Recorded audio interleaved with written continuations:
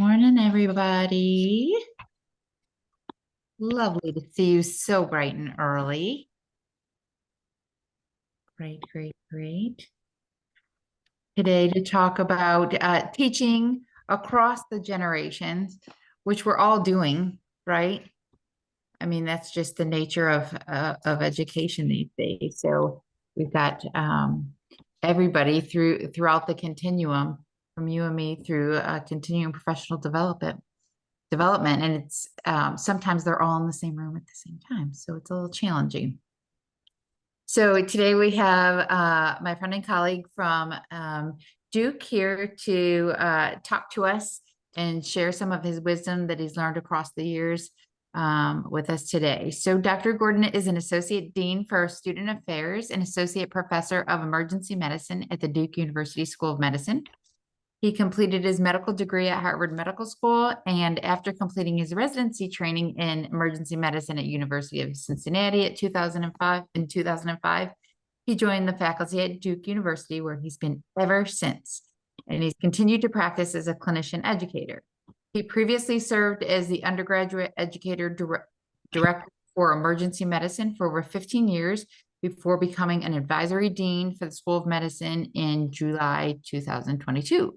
He continues to serve as Associate Program Director for Emergency Medicine, enabling him to work closely with both medical students and residents, and I would say also faculty, because he does faculty development sessions to enhance the learning for the students and residents and others. So Dr. Gordon's main academic interests include the teaching and assessment of clinical reasoning, understanding, reducing cognitive errors, and the remediation of struggling learners. His work as an advisory dean includes creating positive and inclusive learning environments, which serves as the basis of today's presentation. So feel free to, this is a smaller group this morning, feel free to unmute yourself and ask questions throughout or type some questions in the chat.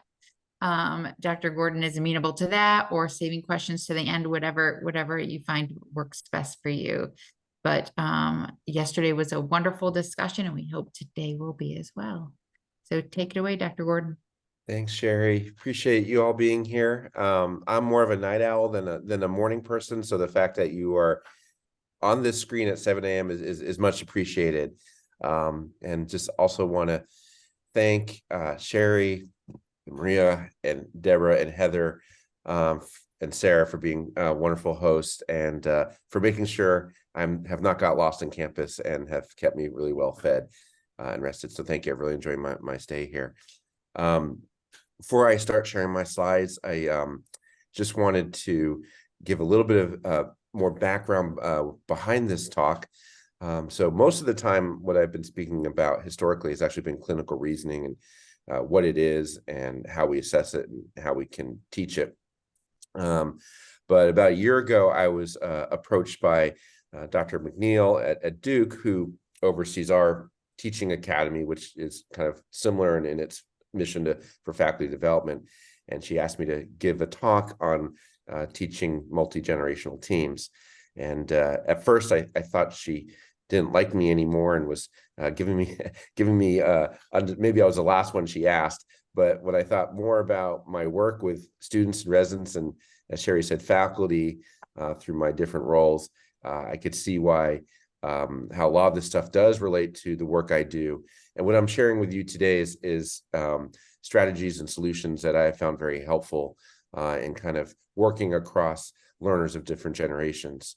I also want to just mention that while the focus of the talk today is about multi-generational teams, in a broader sense, it's about working with diverse teams.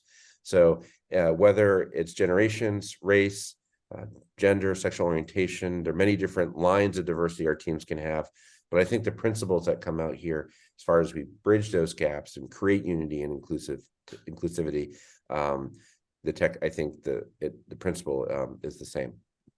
So I will, with that, go ahead and start sharing my screen. And just bear with me here for 1 second as I get my display set up, and then we'll start in. Okay, so Sherry or Heather, I'm not going to have view of the chat window, so feel free if there's something that comes through the chat window just to interrupt me, and we can pause. Otherwise, I will definitely leave time at the end of the slides Got it. for discussion. So thank you. All right, I do not have any conflicts of interest, which is usually the case when your primary role outside clinical medicine is education.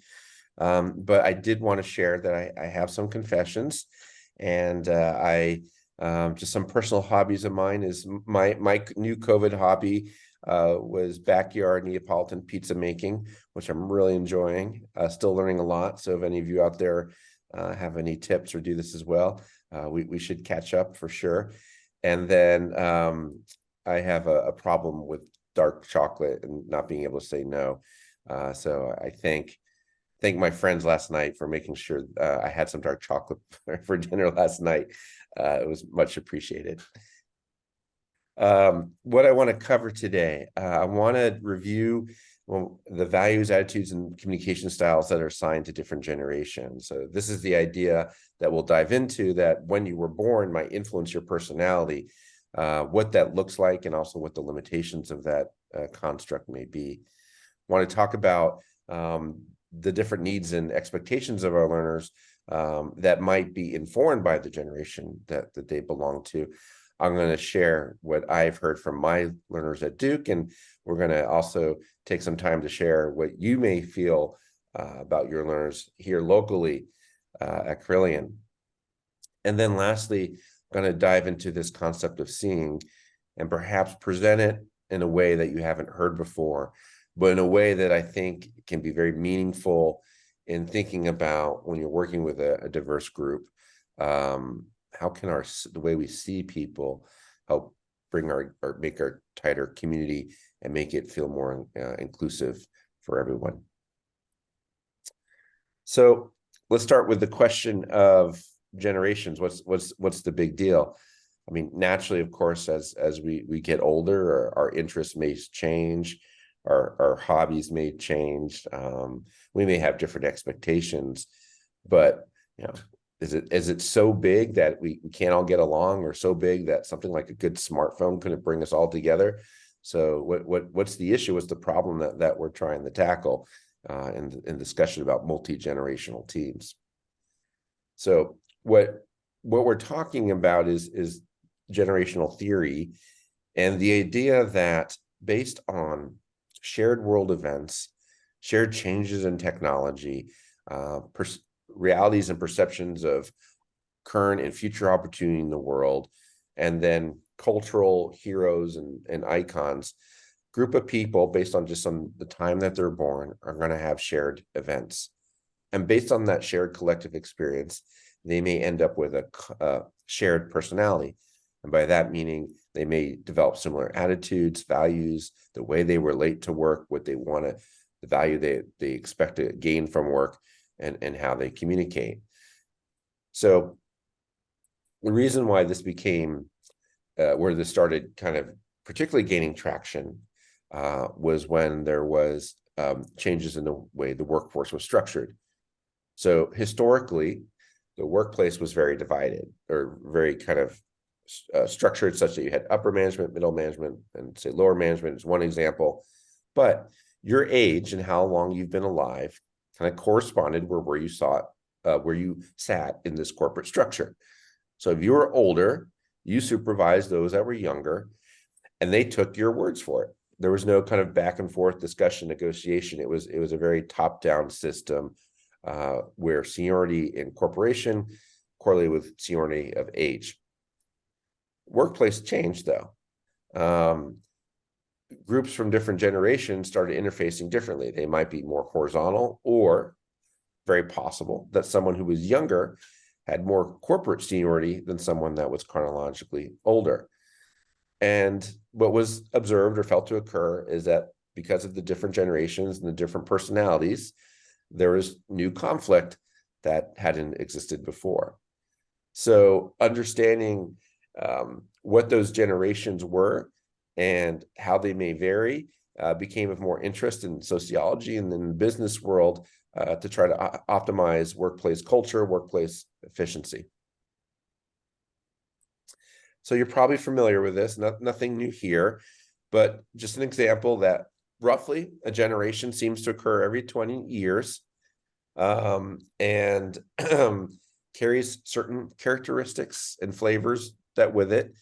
We're going to kind of talk a little bit about boomers and Gen Xers and Gen Yers, also known as millennials, although we're also now getting into the Gen Z, which have sometimes been called digital natives as well, and kind of understand how these groups are described and what the implications are when they're part of our team.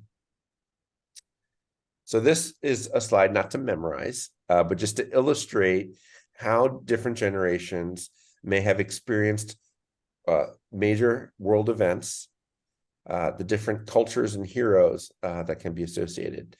So I'll start with the baby boomers as an example, experienced Vietnam and the civil rights movement.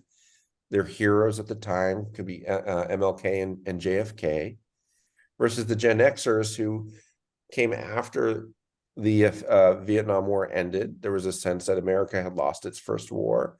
There were a lot of difficult events like Watergate and Chernobyl and AIDS, to the point where they didn't even have heroes. So apparently I don't have any like real heroes based on my birth year and the things that I experienced in my lifetime so far. Versus the millennials, who we started to enter into the war on terror, domestic terrorism, but at the same time now started people connecting with one another through social media, and so also had parents that were more hands-on, sometimes more friends than parents, and so they became heroes themselves. Let's take a closer look, starting with baby boomers, at baby boomers, Gen Xers, and millennials.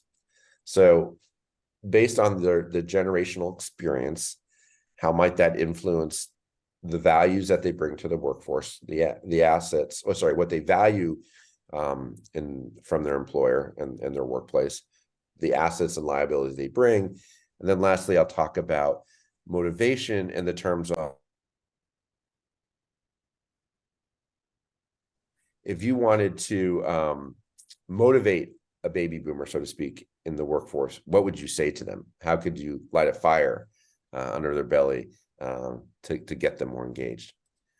So what a baby boomer values is they want a loyal employer and someone that respects them. And what they'll give is a strong work ethic, and they're eager to mentor. And so if you're looking somewhere to develop more younger employees, or new employees, I should say, tap into your baby boomer, because that's one of the values that they seek in employment. But be a little cautious, because you might find baby boomers are defensive to feedback and judgmental.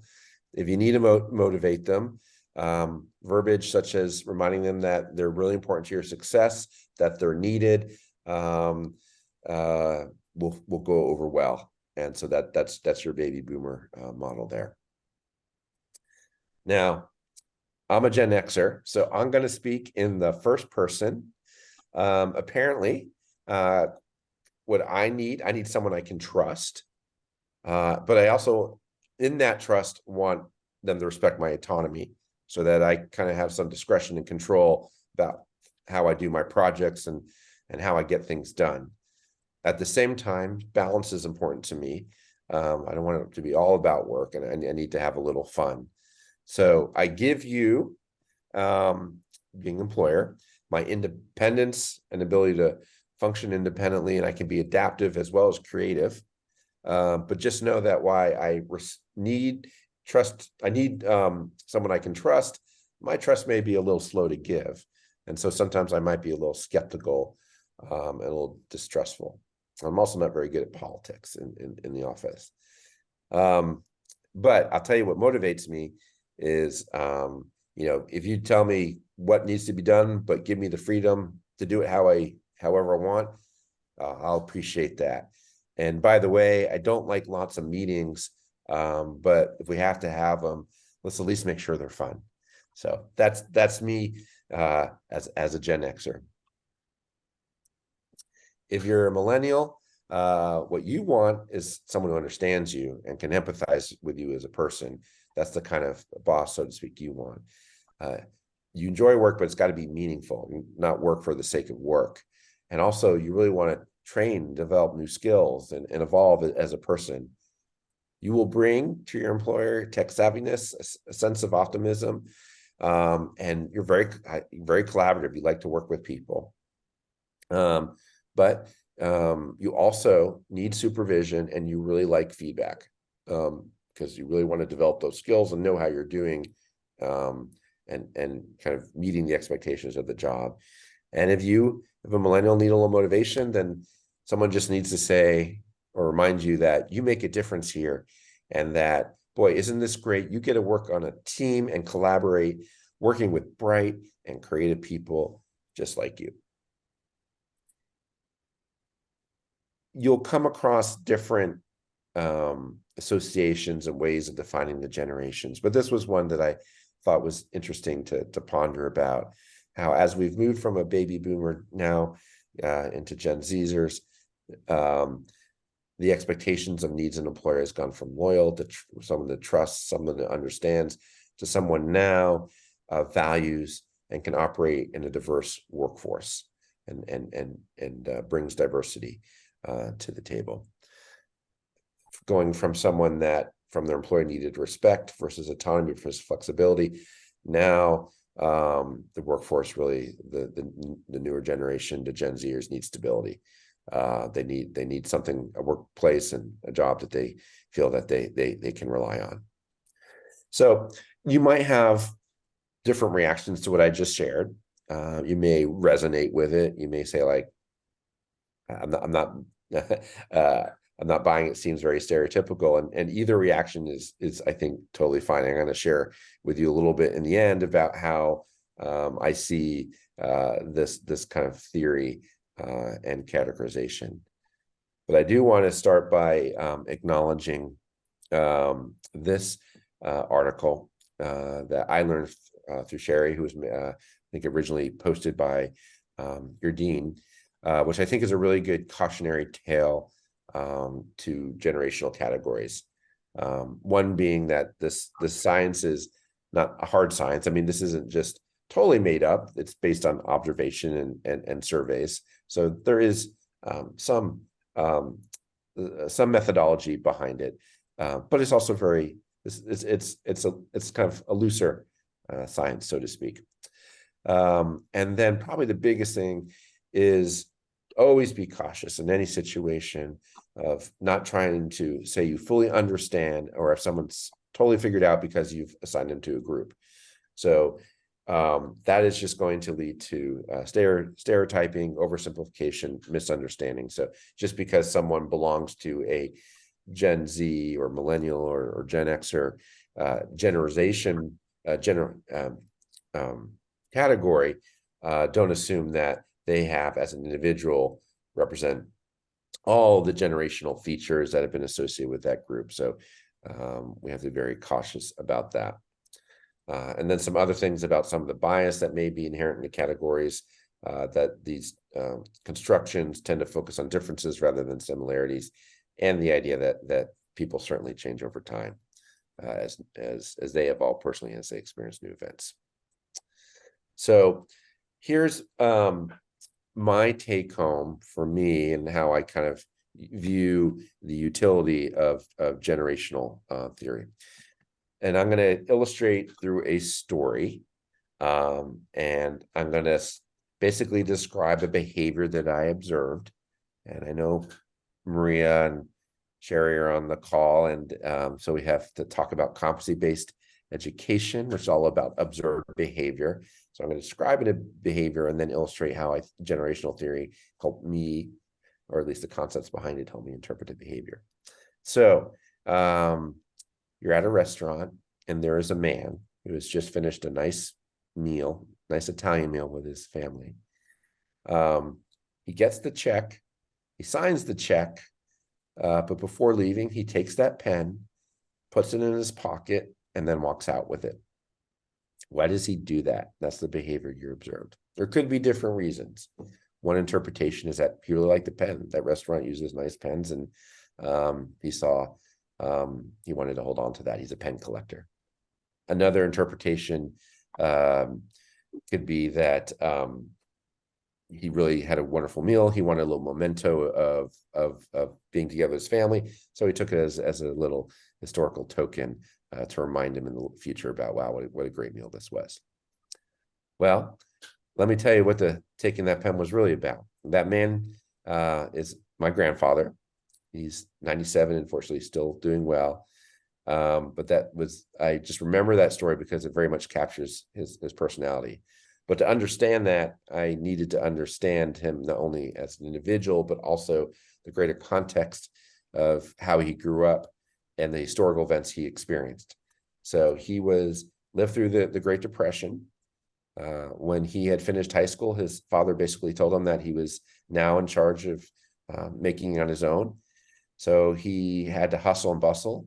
He became a businessman, but in that environment where resources were scarce, every dollar, every penny counted. So in that meal, and I still see this today, he will haggle over an extra dollar or a couple dollars because that's how he grew up.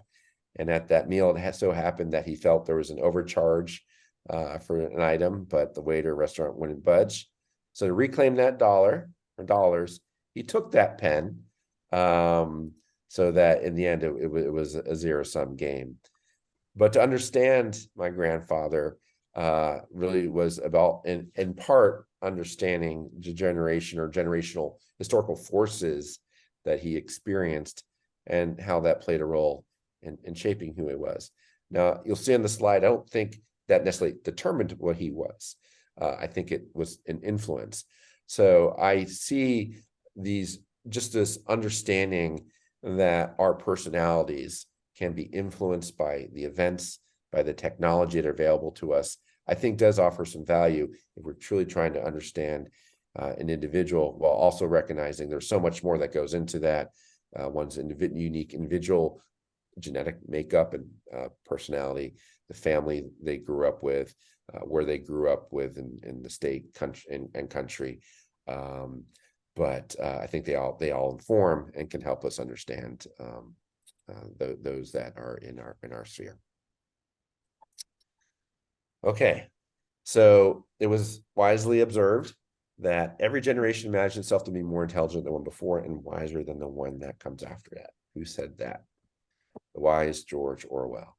So it's been well observed that generations, there are things to generations that they do exist, but we also have to, word of caution, lest you judge those before and after you, so as you've been judged.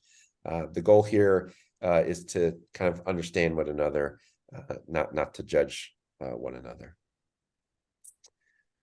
All right, I want to take this, what we've talked about so far, and apply it to our learners, and in this case, specifically medical students. So I did some very rigorous scientific research back home about a year ago. That research came in the form of a lunch conversation. So I mentioned that just so you take this understanding what the limitations of it, but at the same time, I saw definite patterns in the responses the students were giving me. And so I'm going to, whenever I see patterns, I'm like, well, I usually put at least a little weight into that. But here were the questions that I asked my students. And I'm going to go ahead and this is where I'd like to get you guys involved as well. So if you have a smartphone, you can use the QR code, or if you go to slido.com, you can enter this meeting ID, the meeting code there. You don't have to use that space. It was just there for ease of read, but 4281961. All right, so here are the questions, and I'd like you to share, if you could, what you think your students would respond locally. If you ask them, hey, what do you want your teachers or educators to know about the way you, in generational terms, like to communicate and teach? Or what are some things that you think your teachers absolutely need to avoid. So let's see, one person was able to, great, we have some people joining. So I'll give it a moment here to see what we come up with.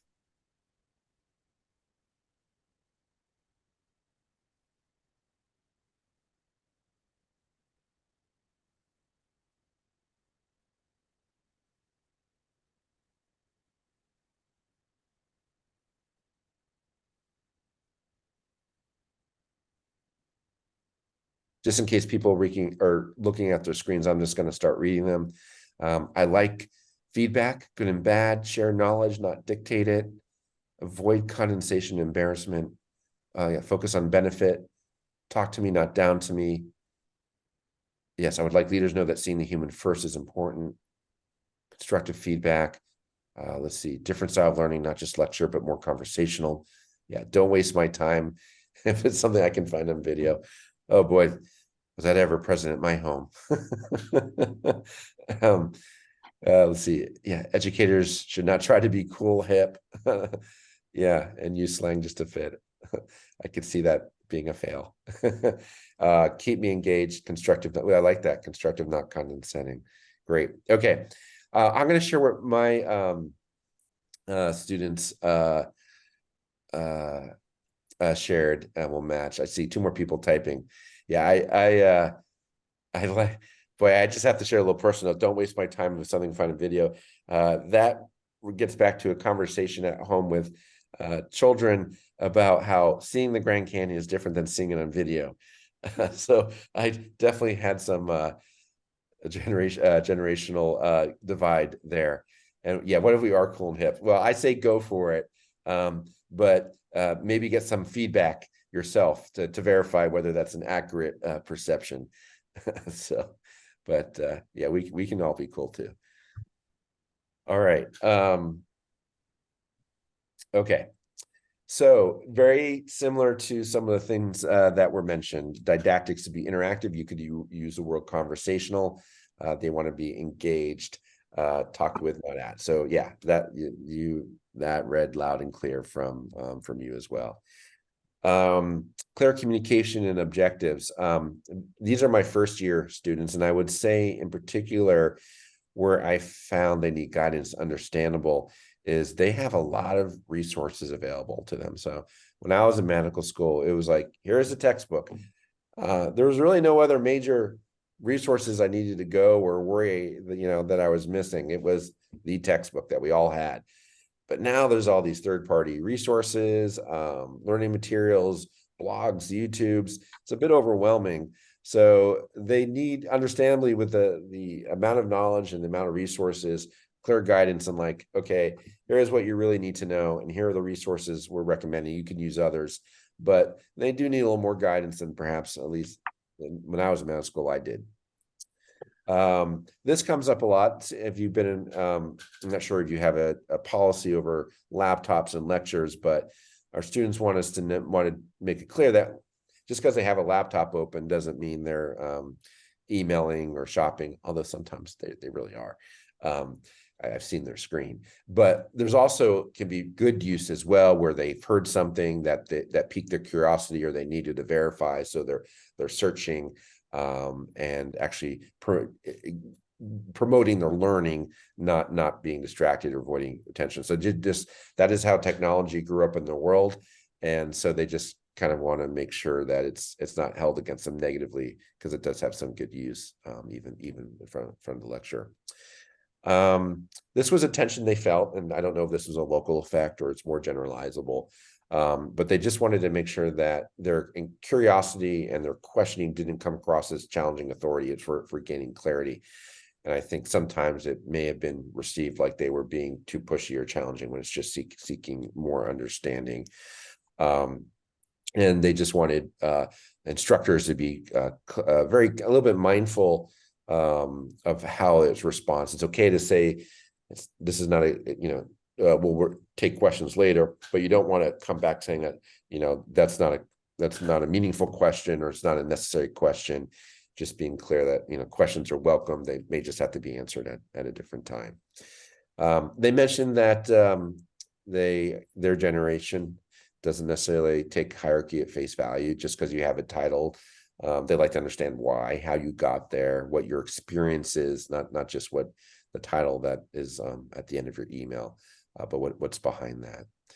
And then similarly, they like clarity of a title. So again, these students, I would say, fall primarily under that millennial kind of characterization. So they grew up in a world where parents may felt more as friends maybe than in the past. So they may call adults by first names, and similarly sometimes if they see faculty sign their email by their first name, they may assume they want to be called by their first name. And actually, as I shared with the last group, had a student that was calling me by my first name to begin with, which was fine.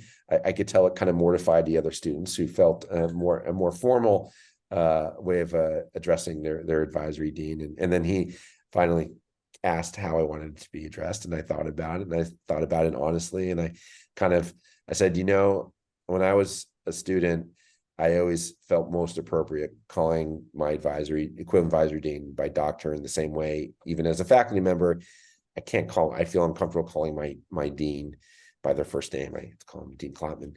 So, and I said, so my honest answer is this is how I feel more comfortable. And they were great with it. They just needed the clarity. So it's just being honest about the situation and the expectations. All right, with second years, should clarify that at Duke, based on our curriculum, our second years are actually doing their clerkship. So these are students that are in clinical rotations. What came up in that lunch discussion was they don't want the back in my day. They don't want just because I did it, we got to do it the same way. Again, it's justification. It's not taking things at face value. It's understanding the rationale and reasoning behind the situations. I thought this was very, very insightful.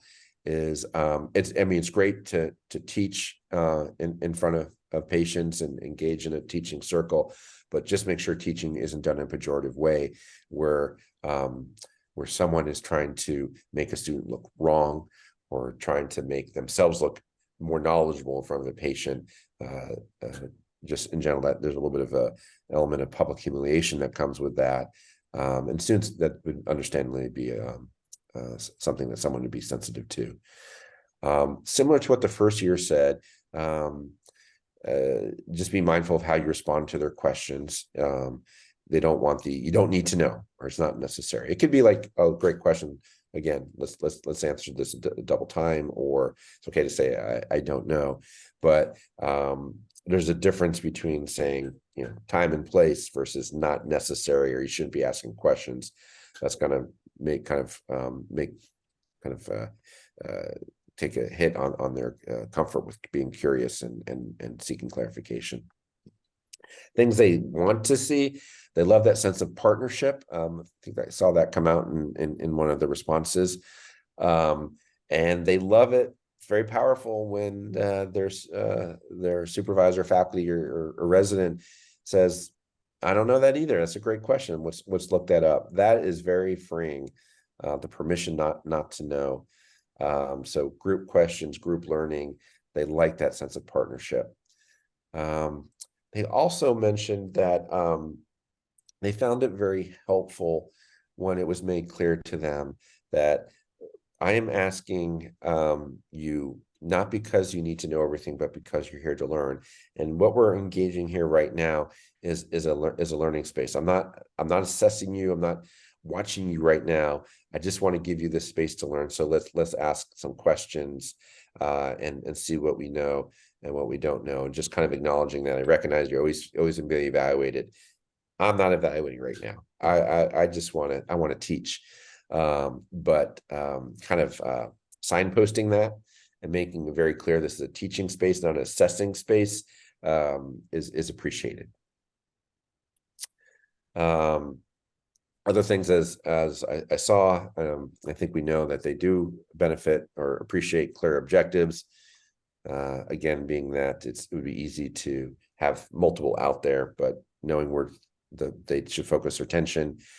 And then this last thing about which I was interested to see because I had actually just read about it, was the collective language, and the idea of using we rather than you. The specific example was after rounds, there was a lot to do, and the attendings, it was stood out a lot to the student that the attending as well was going to kind of get into the nitty gritty, the dirty work, and call and help make appointments and coordinate, and kind of using this language. All right, team, we're going to do this together. And that use of we made the student feel part of the team. And the attending was doing, even in their more senior role, was going to do the same things that everyone else on the team was doing. And that was very collegial and collaborative. Now, I do want, because I use we a lot, especially in with my students in the emergency department. But I also think it's important to understand where we may have a counterproductive or negative effect, and I've learned this as well, and some of my misuse. So the power of we is the way I think about it is like when you're calling someone a team to action. And as a leader, you're recognizing your role, trying to bring people together, and like, we can do this. Here's how we're going to do things together, kind of collective action rather than individuals. But we can be harmful if we're using it in a way that basically assumes you know how someone else is feeling. Because even though we've experienced the same thing, we may not all be feeling the same way. This comes up a lot, unfortunately, when there are acts of violence or discrimination that may affect an identity group. And that identity group, whether it be based off race, sexual orientation, other kind of grouping, our hope is to ally and show support, and to kind of create a sense that we are together, we're all affected by this. But you can't claim that the way you feel is the way they feel. So when it comes to that, and this gets into crisis management, which is complex and talk of in of itself, that's where the use of I will probably be able to receive, that you can speak to how you are affected, how you are feeling, still recognizing that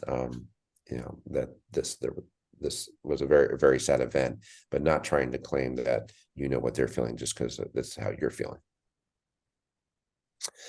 All right, so my kind of summary takeaway from that very scientific lunch was that, at least my learners, they like having that space to learn, and they like it being signposted, framed that this is about learning, not assessment. That gives them freedom to be curiosity and comfort. Clear expectations in the classroom and clinic spaces, and they are collegial and they want to partner. They want that sense of teamwork and unity. A cross check to what I learned for what's in some of this was one of the books that I used to learn more about generational theory, and I see parallels with each other. Millennials want to be told about how they're doing, the feedback. They want to feel connected. They want to understand, their connection with technology, and they encourage others to join that use of technology. They want someone who believes in them, and also someone they can believe in as well. Okay, I'm going to pivot now into another concept, and this is one of my favorite quotes. It applies just to communication broadly, that communication isn't just about the ideas and information, it's about how you make people feel. And I think this is the essence of creating teams that feel unified and inclusive. And interesting, when I was thinking a little bit more about communication, because communication is so paramount to what we do, it's not just about transmitting information, but the underpinnings of communication is the idea of making things common, worth sharing, like a shared experience. And I want to go more into this. So how can we make our communication not just about helping people gain new knowledge, but helping people feel in a certain way. And certainly with teams, it's about feeling valued, connected, respected, and seen. So this is where I want to dive into this notion of seen. I first came across it when I was looking at some different schools. It was actually high schools for my older son a long time ago. Very taken by one of the admissions officers we were in a group meeting with all the other visiting students and parents. And he said, "It's very nice to see you." And we all replied, it's good to see you. Nice to see you. And he was like, no, that's not how you respond. I'm going to teach you something. In my culture and background, when someone says it's nice to see you, you reply, it's nice to be seen. It's like, oh, well, that is different. And that really stuck with me. And so in this context, the idea was that to be seen is a gift. Someone is offering you a gift. And when you say it's nice to be seen, you're embracing that gift and starting to create that relationship of being seen together. But being seen also means being you have to receive. And so that really kind of stuck with me. As I began to explore more of this topic, I wanted to revisit this, and I came across this notion of seeing in a similar but slightly different way that really fits into this idea of generational understanding. And so Sawubona is a Zulu greeting. It means I see you in literal translation, but there's a lot more behind its meaning. I'm going to, rather than try to explain it myself, I have a short video clip where I'm going to let Dr. Bishop explain what Sawubona means. So I'm going to go ahead and start this, and just expect like a 3-second delay before the before the audio kicks in.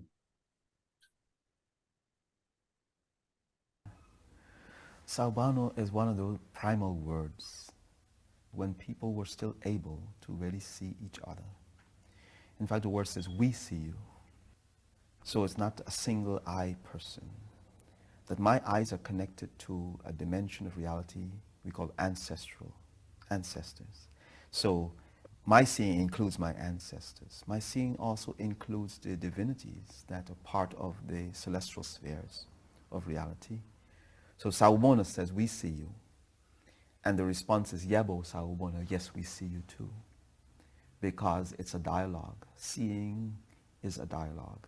It establishes you as a witness to some phenomena that can also be a witness to your own presence. But when two human beings meet in this gesture of Sawubona, the acknowledgement is we see each other. That becomes an agreement because we're obligated from that point to affirm the reality that seeing has empowered us to investigate our mutual potentials for life. So it invites us to communicate. Why are we, if we're seeing each other, why are we here at the same time? What is this moment of time given us to be able to do? So it's an invitation to participate in each other's life.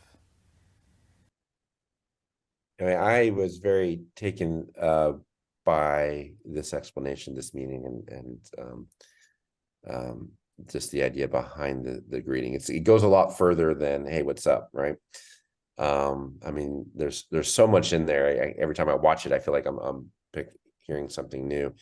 But really, that invitation to help each other in mutual potential, that really stuck with me because as teachers and educators, we also are still learners ourselves, and that's actually one of the joys I find in, especially in my relatively newer role as advisory dean, how much if I open that space to learn as well as I'm teaching, that really fosters a warm relationship with my students.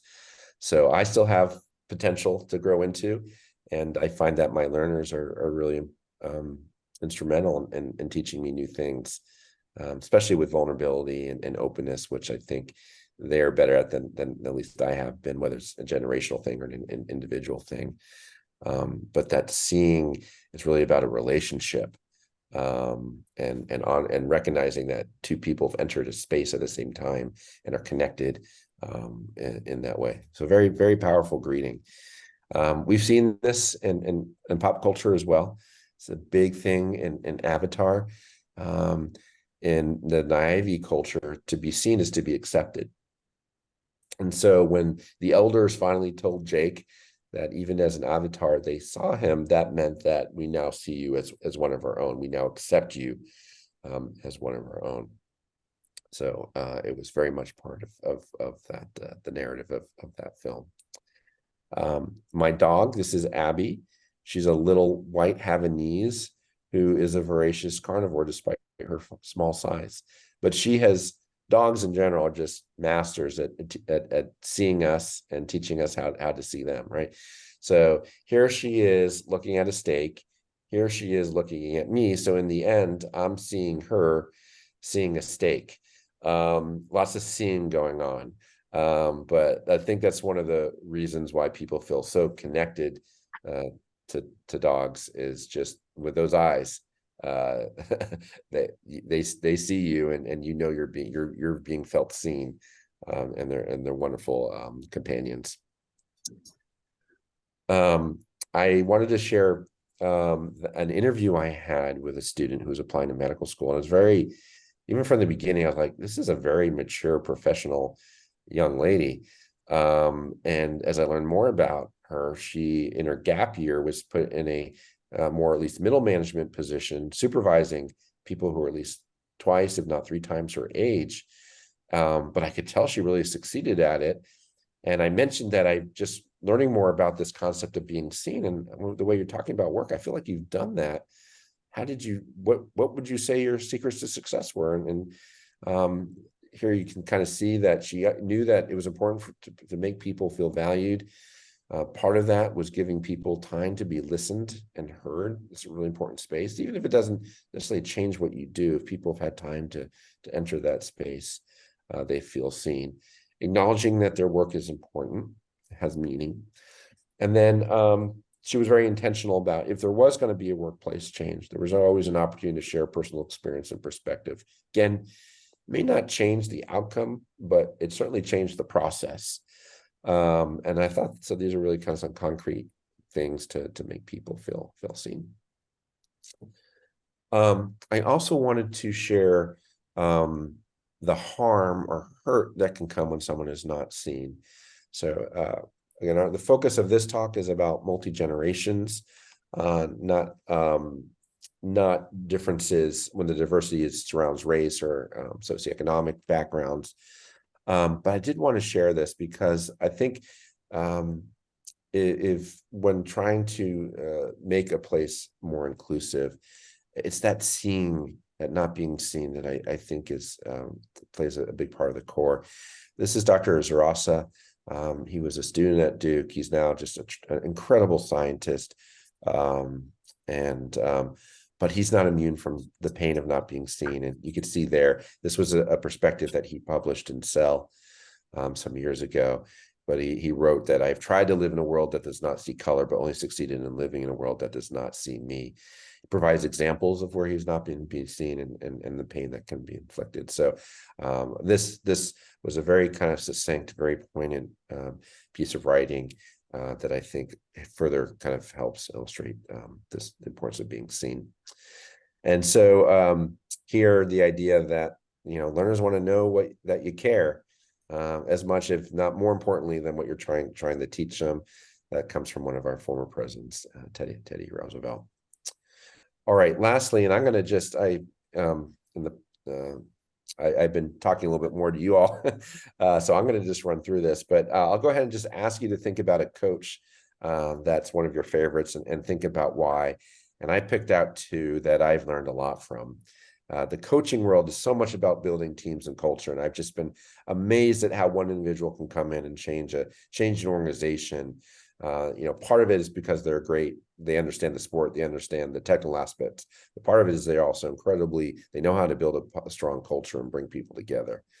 So Deion Sanders, I think, an incredible story. I know there maybe people aren't sports fans, but briefly, he is a Hall of Famer football player, incredible athlete, multiple Super Bowls, but played offense and defense, and is also known as Prime Time because he's got a very flashy personality, very genuine, but definitely flashy in the public space. He has unusually made a successful transition from being a player to a coach.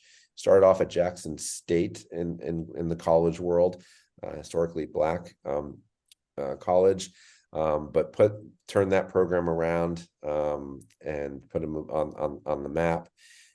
Now, with some controversy, he's now the head coach at University of Colorado, but has already taken a team that only won one game the entire last season to winning their first two games, including the runner-up to the championship game last year. Really incredible.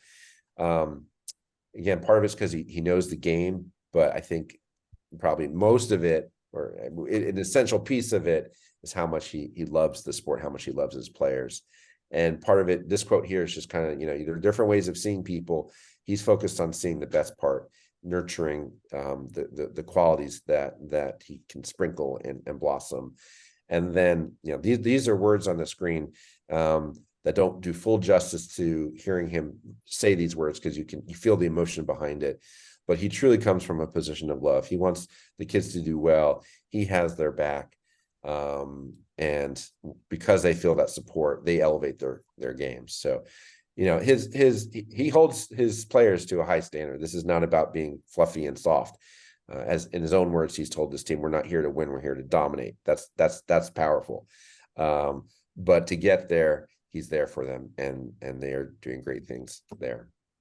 And then, of course, I'm from Duke, so without being disrespectful, I have to bring Coach K into the conversation. But things I've learned a lot from Coach K, hearing him various talks for this conversation. Some things that stood out, questions that he has asked his team to help build that relationship, is inviting that space, asking them, "What do you think? How do you feel about that?" Even if you may know the answer, again, showing that you value the conversation, the collaboration. And then he drew the difference between delegating versus empowering. Delegating is just kind of telling people what they need to do. Empowering them is giving the belief, the resources that they can get there. So here's what we've covered. Just the idea that, recognizing that categorizations always have limitations, but that knowing the idea that generation forces may inform someone who they are can also inform our understanding. The things that our learner values between expectations, safe spaces to learn, and partnership, the power of seeing and being seen, sawubona, the importance of communicating not just knowledge, but feeling and emotion, and then just ways to invite our learners to the conversation. So I have some slides and references there. So I'm going to stop there and come back to see everyone. Okay, great. So thank you for the attention, and I hope this was insightful and provided some new ways of seeing things and your learners. Thank you so much, Dr. Gordon. That was lovely. Who has some questions or some thoughts or comments for Dr. Gordon? This is your time. I do love Dr. Gordon. I mentioned this last night, but with Deion Sanders in his comments about embracing his players as family. And I've had the pleasure of, hearing Coach K speak on numerous occasions as well. And he also embraces that family mentality. And I think what's behind there, a lot of times, is what makes a great coach and what makes a good teacher and a great teacher and a great parent is just sort of embracing and showing your learners, your kids, your players, that you care about them as people. Like, your job is to make sure that they are successful as people.